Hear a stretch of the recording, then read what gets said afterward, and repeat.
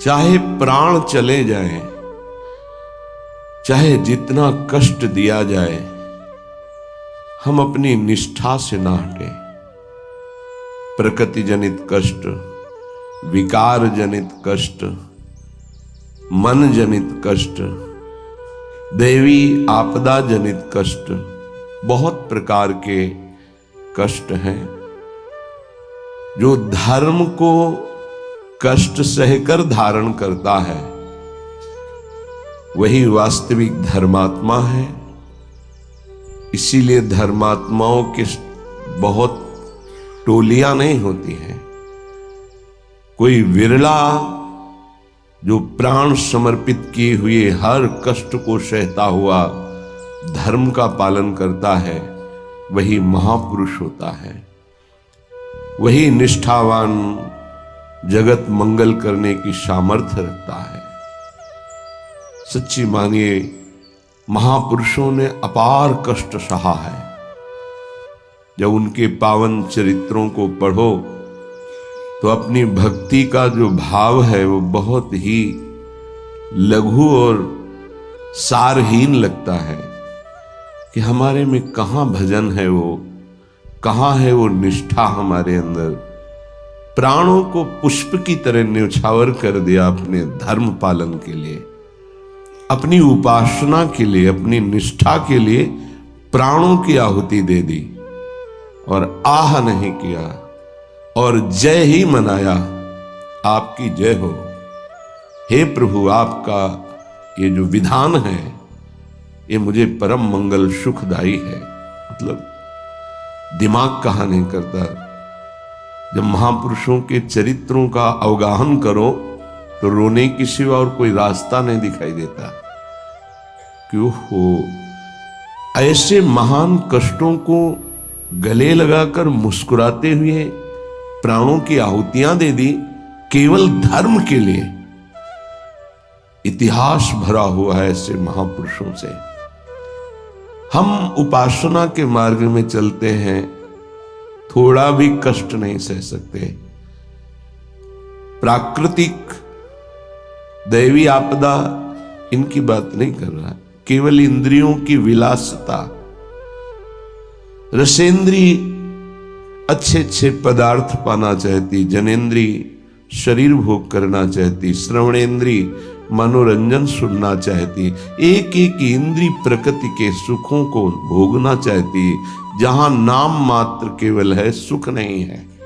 लाख प्रवचन करे, लाख प्रवचन सुने, इंद्रियां और मन अपनी ही दशा में रहती। सोचो उन महापुरुषों को जिन्होंने, ये तो बहुत छोटी बात है सहना, भीषण यातनाएं दी गई उनके शरीर में कि आप अपने धर्म को छोड़ दीजिए।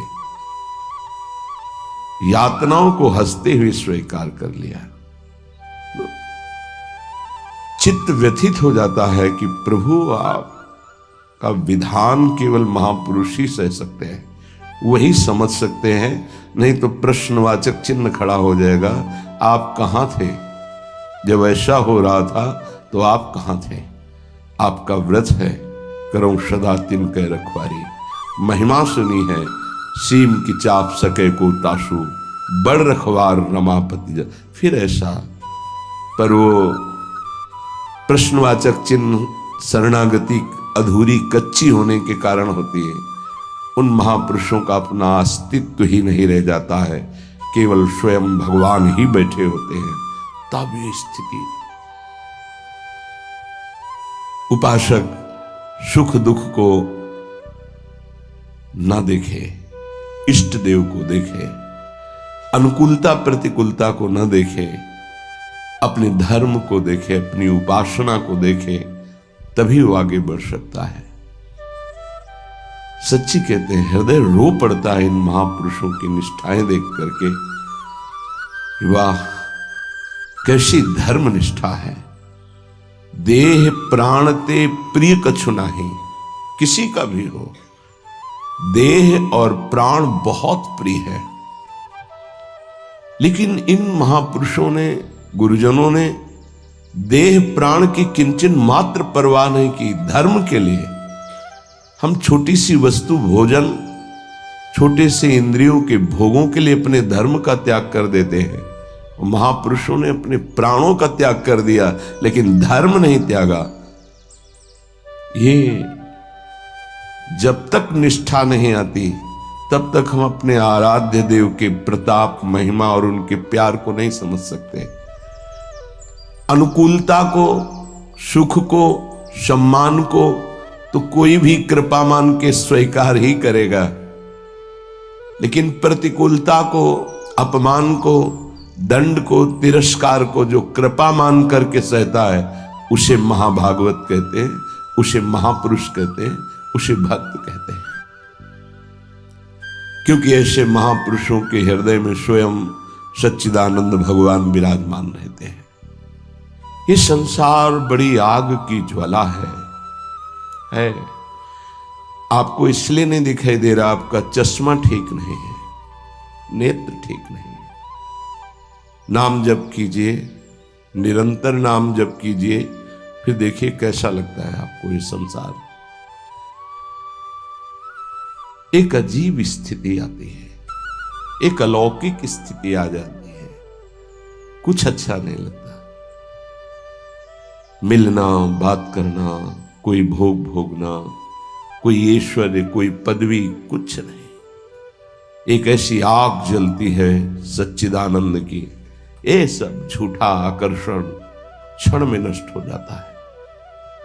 अभी हमारी मलिन दृष्टि है तो हमको संसार प्यारा लगता है, असत प्यारा लगता है। संसार में तत् 10 दिशों, 10 दिशाओं में इस संसार में कहीं सुख नहीं है।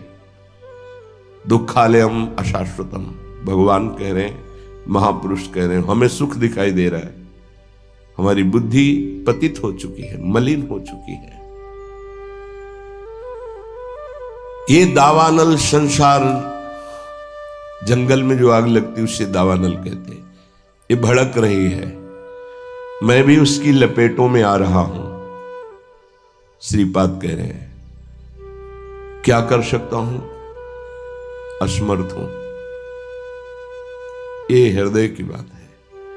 हा वृंदारण्य काम क्रोध लोभाद्यति बल बहल व्याल संकीर्ण में तत्।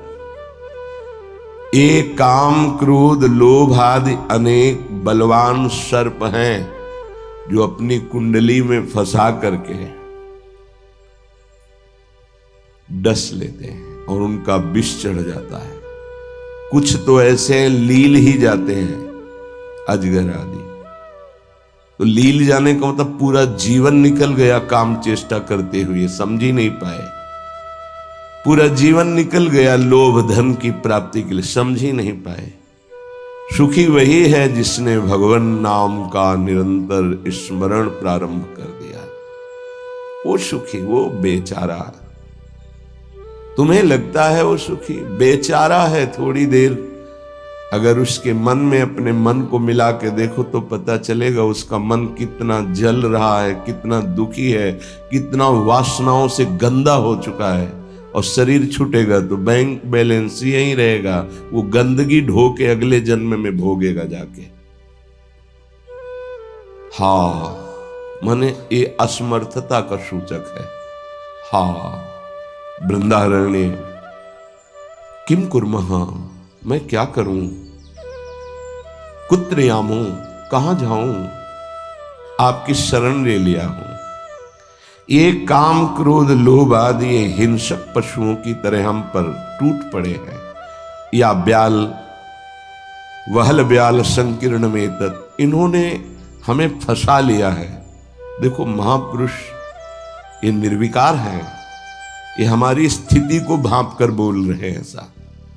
ये काम क्रोध लोभ आदि ये ब्याल सर्प की तरह मुझे अपने में बांध लिया है। जब सर्प बांधता है तो प्रतिपल वो अपने पाश से कसता जाता है, उसकी हड्डियां चूर चूर होती जाती है, फिर वो उसे निगल जाता है। ऐसे ही काम क्रोध लोभ मोह मद मत्सर ये ब्याल की भांति हमको फंसा चुके हैं। हम असमर्थ हो चुके हैं और हमको डस लिया है, इसलिए जहर चढ़ गया है, मेरे को कोई झुका नहीं सकता, मैं धनी हूं। ऐसे न जाने कितने जहर की तरंगें उठ रही। कहां जाऊं, क्या करूं? हे हरि, हे हरि, हे वृंदावन धाम, आपके सिवा मुझे कोई शरण में स्वीकार नहीं कर सकता। पक्का कोई स्वीकार नहीं। सब स्वार्थ के वशीभूत हैं, सब असमर्थ हैं। कौन मेरी रक्षा कर सकता है? क्योंकि अगर किसी को पुकारूं कि मेरी काम से रक्षा कर दो तो खुद काम से पीड़ित है। किसी को कहो कि मुझे क्रोध और मद से हटा दो, बचा लो, तो इस संसार में कोई नहीं बचा सकता। दो ही हैं बचाने वाले, हरि या हरि के प्रेमी जन, दूसरा कोई नहीं। तुम तुम्हार सेवक असुरारी, स्वार्थ रहित जग जुग उपकारी। जुग माने दो। स्वार्थ रहित अगर कोई उपकार कर सकता है, मुझे बचा सकता है, तो भगवत प्रेमी महात्मा या स्वयं श्री भगवान।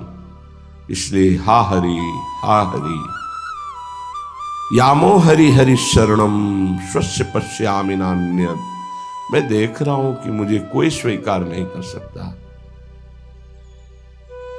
अच्छे सद्गुण और स्वार्थ की पूर्ति होती हो तो सब हाथ मिला लेंगे, लेकिन जब दुर्गुण अपने ऊपर शासन कर रहा हो और किसी की स्वार्थ की पूर्ति हमसे न हो तो हमसे कोई बात नहीं करेगा, कोई नहीं बात करेगा। किसी से हम बात करना चाहें तो वो घृणा और त्याज्य भाव से देखेगा, गंदा आदमी, क्या है इसके पास। लेकिन ऐसे को भी अगर कोई गले लगाता है तो दो, एक भगवत प्रेमी महात्मा और एक भगवान, दूसरा कोई नहीं। भगवत प्रेमी महात्मा और भगवान कहने को दो हैं, वो एक ही है। या तो हित तो कीजय कमल नयन सो, जा हित आगे सब हित लागे फीको, कह हित कीजय साधु संगति दो, जो कलमश जाए सब जी को। दो की ही बात स्वामी हरिदास जी महाराज ने भी की है। या तो कमल नयन बांके बिहारी से अपनापन कर लो, हित कर लो, प्रीति कर लो, वो स्वीकार कर लेंगे, आप कैसे भी हो वो गले लगा लेंगे। और या साधु संगति सो, वो भगवान और भगवान के जनों में अभेद है, तस्मित् तज्जने भेदा भावात्, वो वही हो जाता है उनके चिंतन के प्रभाव से। तो जैसा स्वामी का स्वभाव वैसा सेवक का स्वभाव, जैसा स्वामी का प्रभाव वैसा सेवक का प्रभाव हो जाता है। हरि और हरि प्रेमी संत जन, ये दो ही हैं जो शरण में स्वीकार करके महापापी को भी परम पद में आरूढ़ कर देते हैं। इसलिए हे वृंदावन धाम, आपसे प्रार्थना करता हूं, आप मुझे स्वीकार कर लीजिए और भगवत प्रेमी महात्माओं का संग दीजिए। धन्य है वो प्रशंसनीय हैं जिन्होंने आपकी कृपा प्राप्त कर ली है। वृंदावन की कृपा रसिक संग सुखकारी, पक्का समझना। सीधाम वृंदावन श्री लाडली जी की कृपा से आना होता है और धाम की कृपा से भगवत प्रेमी महात्मा का संग मिलता है। ये धाम के शरणागत जितने प्रेमी जन हैं, धाम कृपा न करे तो पास से निकल जाएंगे, आप जान भी नहीं पाओगे। जब धाम कृपा करता है तो प्रकाशित कर देता है। जिसका कल्याण करवाना होता है उसके सामने उसका वैभव, उसका प्रभाव, जिससे उसकी श्रद्धा और विश्वास दृढ़ होकर उनके चरणों में समर्पित हो जाए। जब किसी महापुरुष का आश्रय दृढ़ हो जाता है तो फिर ये काम क्रोध लोभ मोह मद मत्सर थर्राने लगते हैं। इनकी सामर्थ्य नहीं होती। ये भगवत शरणागत पर तो परीक्षार्थ प्रभाव दिखा सकते हैं, लेकिन भगवत प्रेमी महात्मा की शरणागति जिसने स्वीकार की वहां परीक्षा भी नहीं, क्योंकि उनकी दृष्टि रहती है। हम तभी परास्त होते हैं जब उनकी अवहेलना कर देते हैं। महापुरुषों की अवहेलना ही काम क्रोध लोभ आदि को आक्रमण करने का अवसर देती है। यदि हम महापुरुषों के अधीन वृत्ति रखें तो काम क्रोध आदि की वृत्ति का प्रवेश भी नहीं हो सकता। बड़ी सामर्थ्य है भगवत प्रेमी महात्माओं के सानिध्य में, सच्ची बात मानना। क्योंकि अनंत महिमा युक्त प्रभु का नाम, प्रभु के चरणारविंद का आश्रय दृढ़ होता ही उन्हीं से है। भजन न होई संग बिनु भजन बिना नहीं प्रेम। ये जो प्रेम मूल यह नाम है, प्रेमी रसिक जपति यह नाम, प्रेम मगन निज बन विश्राम, श्री हरिवंश जहां रहे।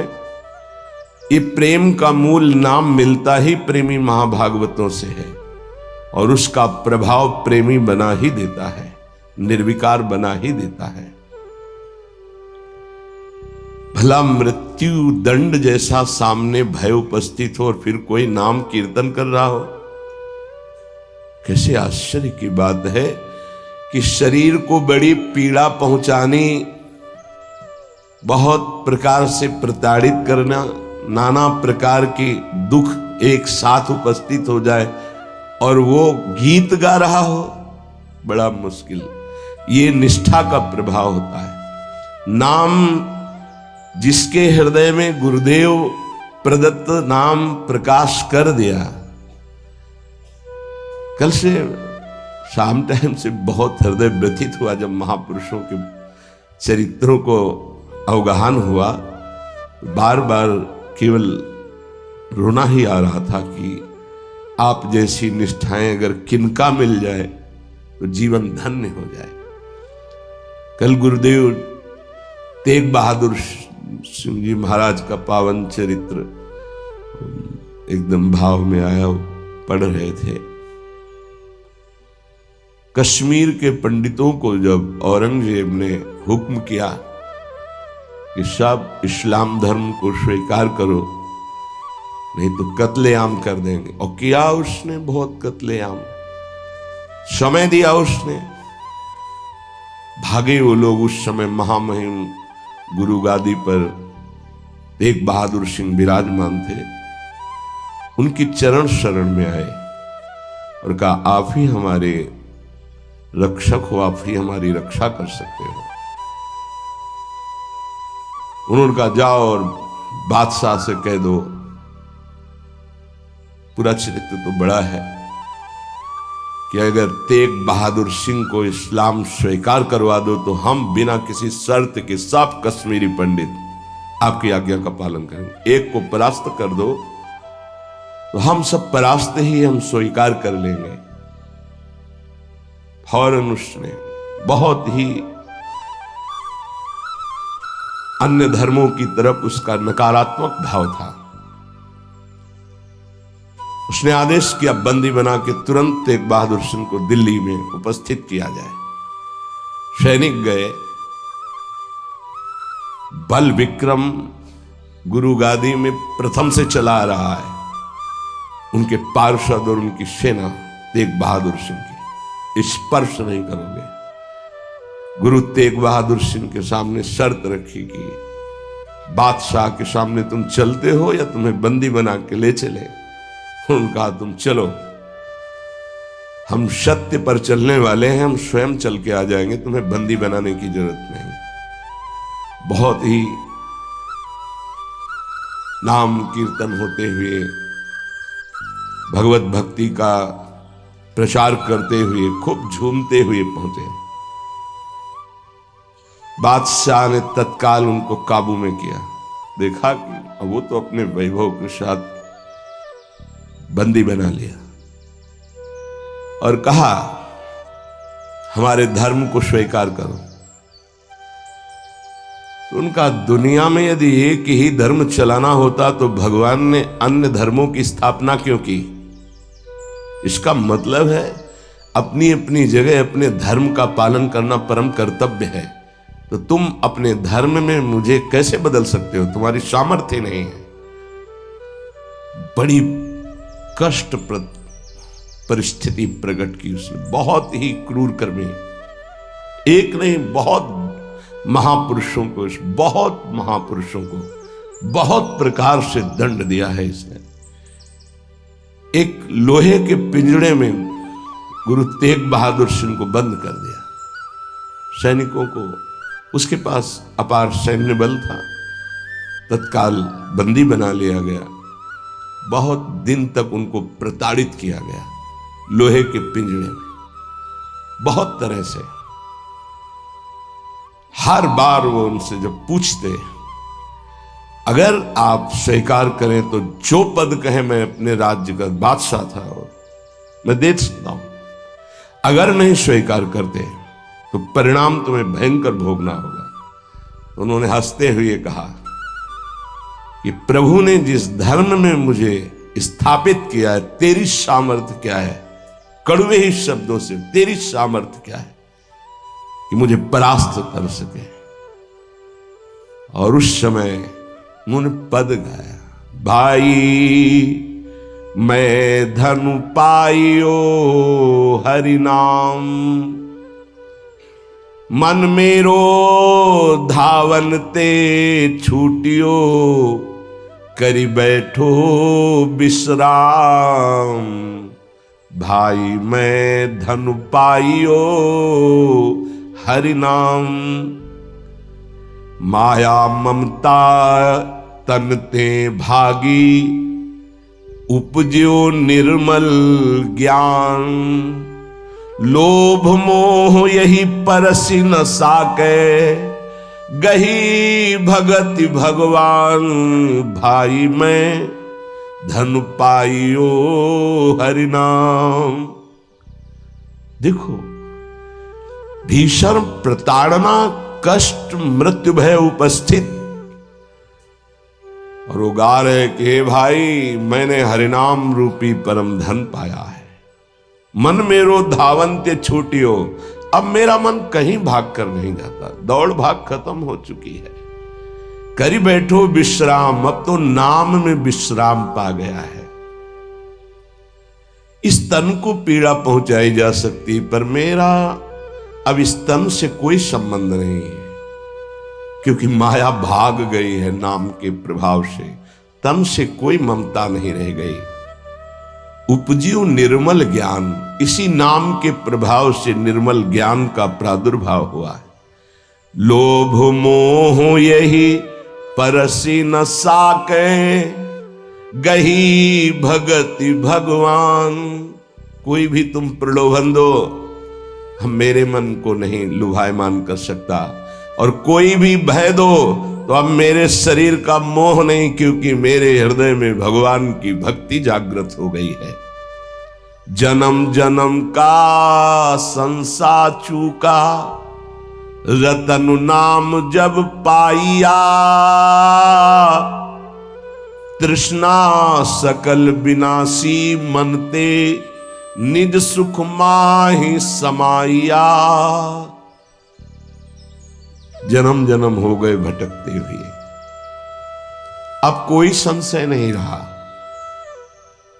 मुझे नाम रूपी रतन मिल गया, सब संशय खत्म हो चुके हैं। जीने की भी तृष्णा खत्म हो चुकी है, सकल वासना नष्ट हो चुकी है। मेरा मन निज सुख में समा गया है।